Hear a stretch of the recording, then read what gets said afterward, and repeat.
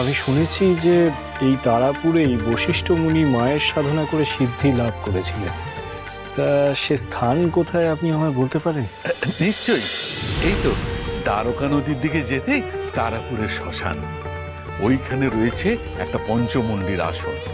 ওই পঞ্চমুণ্ডির আসনে বসেই বশিষ্ঠ মুনি মায়ের সাধনা করেছিলেন। কিন্তু ওই আসনে কেউ বসতে পারে না।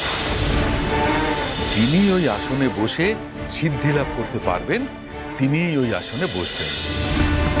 তবে শুনেছি আজ পর্যন্ত কোনো সাধক সিদ্ধি লাভ করতে পারেনি ওই আসনে বসে বশিষ্ঠ মুনির পর। ঠাকুরমশাই, আমি সেখানে একবার যেতে চাই।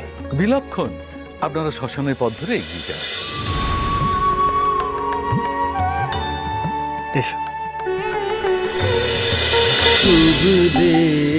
রামপ্রসাদ সোম থেকে রবি প্রতিদিন বিকেল 5:30টায় স্টার জলসায় ও ডিজনি প্লাস হটস্টারে।